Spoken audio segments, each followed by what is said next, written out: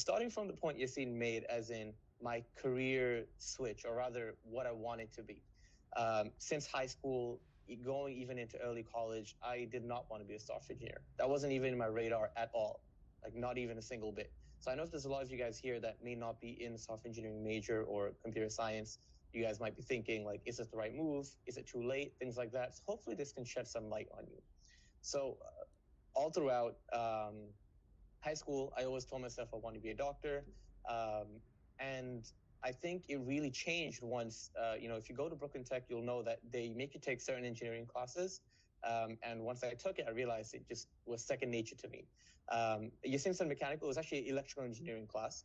And so because of that, I always told myself, after my high school, I told myself that I want to be an electrical engineer. So I went into college at NYU as an electrical engineering major.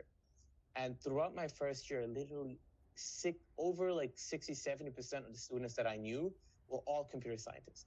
So imagine an engineering school with like 20 other engineering majors and 70% of that just being computer science.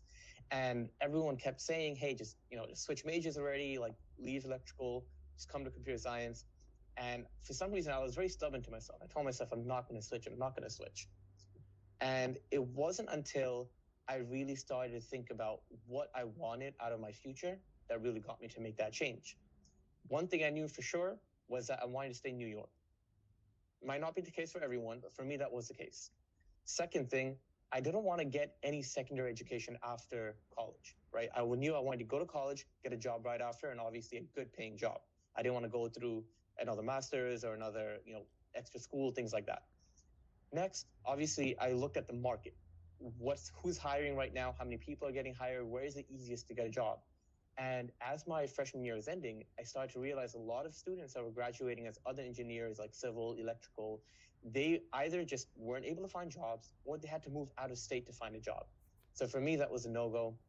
So eventually, taking all of that into account, realistically, I made my switch after my first year. And that, honestly, for a lot of people, that might seem like, oh, did you just go in without any prior knowledge? I had basic computer science understandings because I had intro courses that I took, but that was about it. I really had no real experience.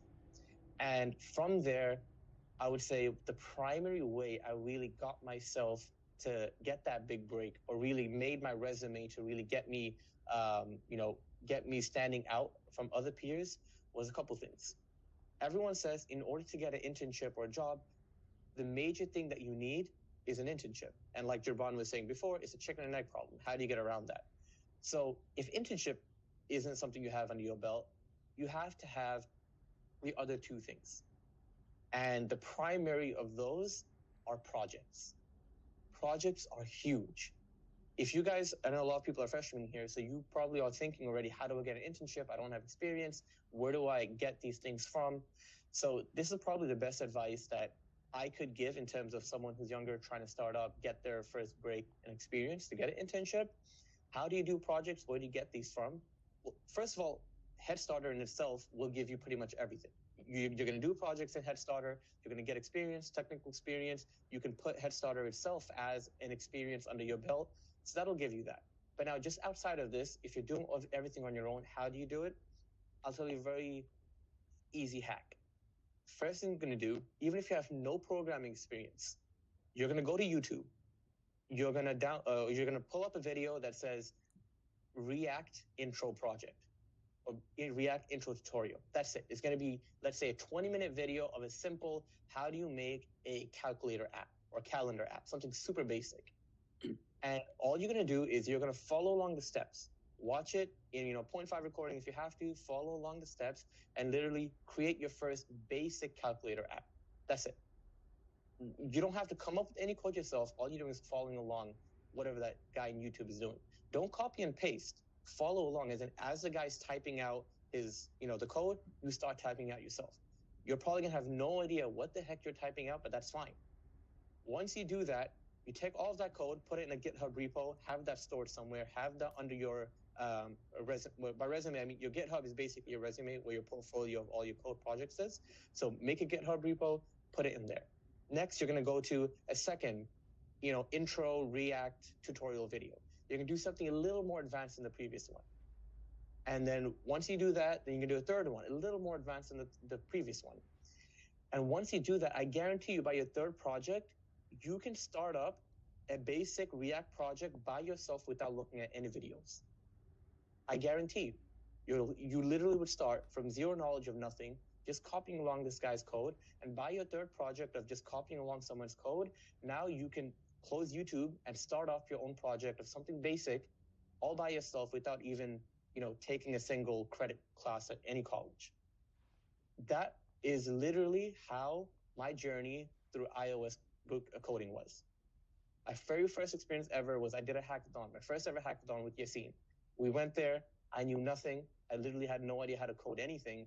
And Yassine was like, don't worry about it. I'll code, I'll do the stuff, you just watch me. And so I sat there, I just watched, I saw what they were doing, I was asking questions, why did you do this, why did you do that? And he was explaining it. Second hackathon, I had the code, I had some understanding, I started creating the basic skeleton of it. I couldn't do much more. Then other people came in, they jumped in, they helped out. By the third hackathon, we won second place.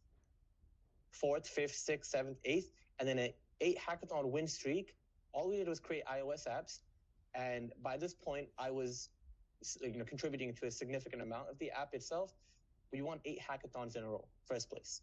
And after all of this was done, now it got to the point where I'm applying for full-time jobs, internships, and things like that. By this point, I took a bunch of the apps we had or ideas from these apps. I made my own personal projects, iOS apps, and I published at total, it was 5 of them on the App Store, 3 really higher scale ones. The other 2 were a little more basic. All of this was done without a single class taken on iOS programming, without a single dollar spent on iOS programming. And all of that was just done by watching people code, sitting with it, understanding and retrying it until it gets drilled into your head. So that's a little bit of piece of advice I'm going to leave with you guys. Hopefully for a lot of people that are, kind of in the early stages, thinking about how do I get started? Where do I start? How do I get my resume? This, I would say, is probably, your best bet and is what worked for me. And this is what led me to where I am.